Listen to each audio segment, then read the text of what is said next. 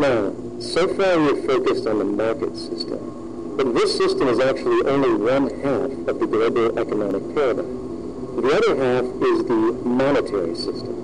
While the market system deals with the interaction of people gaining for profit across the spectrum of labor, production, and distribution, the monetary system is an underlying set of policies set by financial institutions which create conditions for the market system, among other things.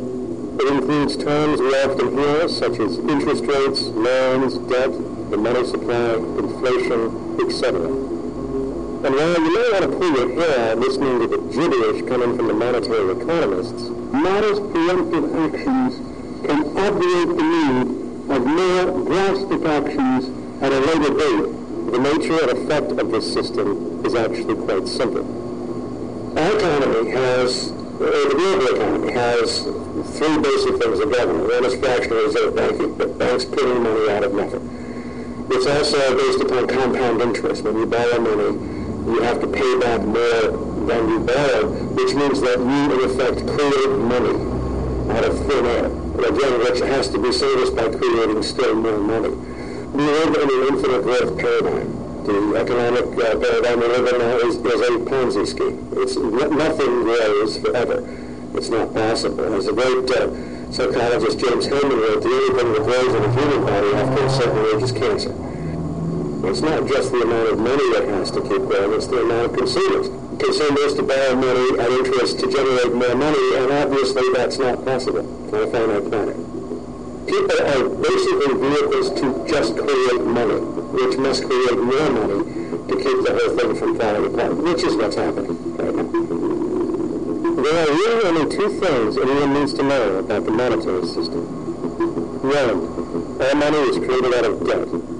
Money is monetized debt, whether it materialized from treasury bonds, home loan contracts, or credit cards. In other words, if all outstanding debt was to be repaid right now, there would not be $1 in circulation. And two, interest is charged on virtually all loans made. And the money needed to pay back this interest does not exist in the money supply outright. Only the principal is created by the loans, and the principal is the money supply.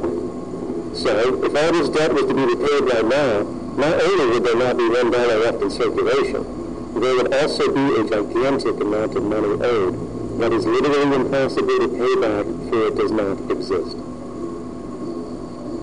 The consequence of all of this is that two things are inevitable: inflation and bankruptcy. As far as inflation, this can be seen as an historical trend in virtually every country today, and easily tied to its cause, which is the perpetual increase of the money supply, which is required to cover the interest charges and keep the system going. As far as bankruptcy, it comes in the form of debt collapse. This collapse will inevitably occur with a person, a business, or a country, and typically happens when the interest payments are no longer possible to make. But there is a bright side to all of this. Well, at least in terms of the market system, because debt creates pressure. Debt creates wage slaves. A person in debt is much more likely to take a low wage than a person who isn't, hence becoming a cheap commodity. So it's great for the corporations to have a pool of people that have no financial mobility. But hey, that same train of thought also goes for entire countries.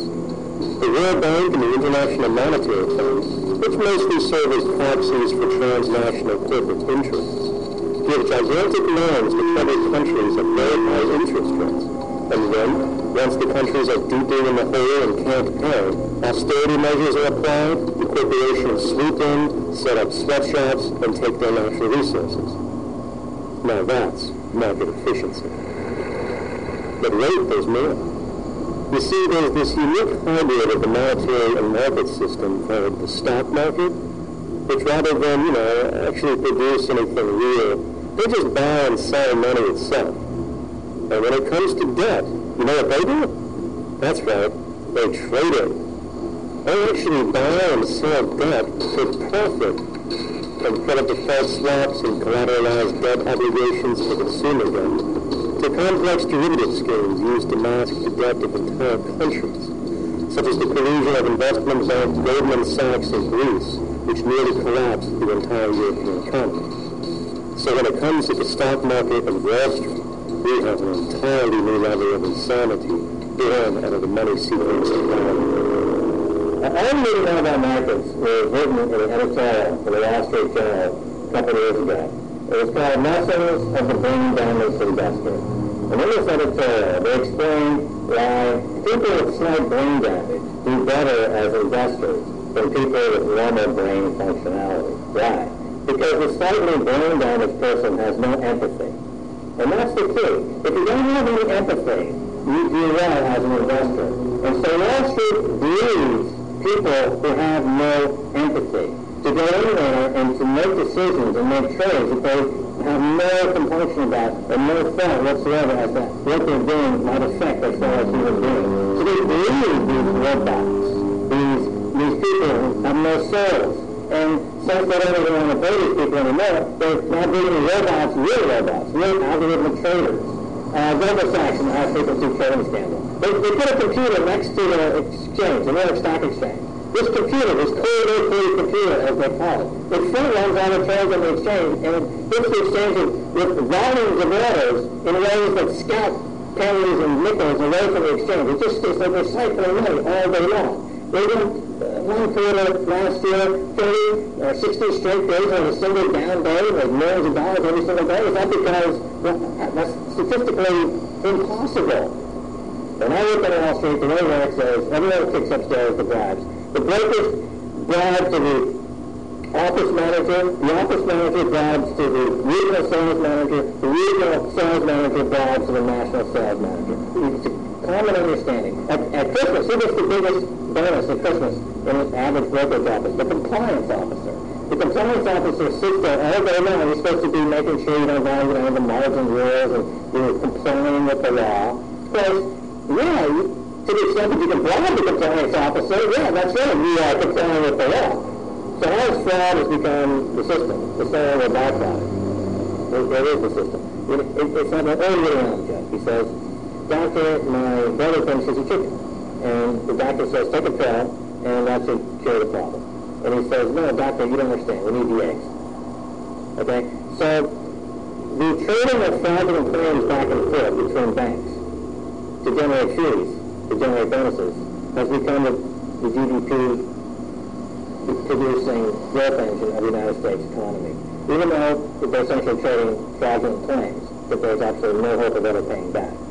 They're processing and generating and re-securitizing nothing. If I write $20 billion on a cocktail napkin, and I sell it to J.P. Morgan, while J.P. Morgan writes $20 billion on a cocktail napkin, and we swap those two cocktail napkins at a bar, and we each pay ourselves a quarter of 1% in a fee, we make a lot of money for our Christmas bonus. We each have on our books the $20 billion cocktail napkin, which has no real value, until such time as the system is no longer able to absorb bogus cocktail napkins, in which case we go to the government to get that out.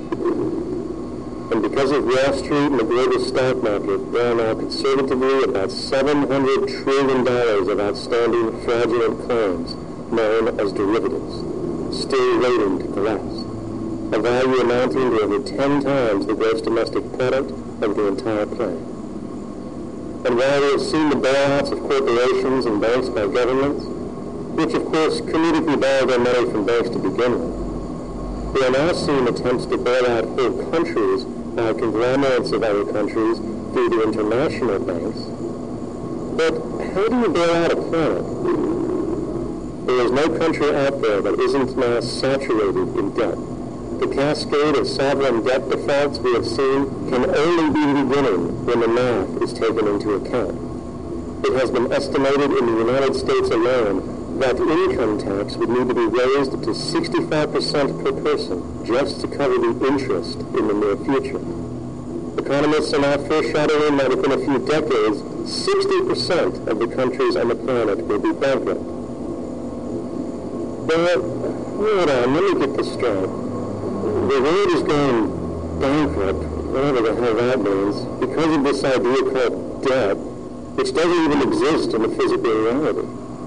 It's only part of a game that we've invented. And yet, the well-being of billions of people is now being compromised. Extreme layoffs, tent cities, accelerating poverty, austerity measures imposed, schools shutting down, child hunger, and other levels of familial deprivation, all because of this elaborate fiction. What are you, fucking stupid? Hey, Mars, my man, help the brother out, huh? Roll up, kids.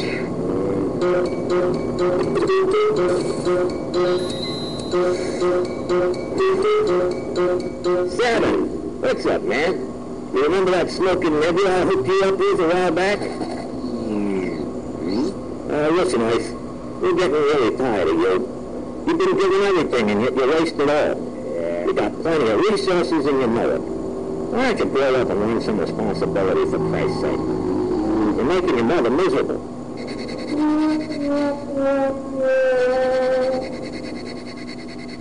You're on your own, pal. Yeah, whatever.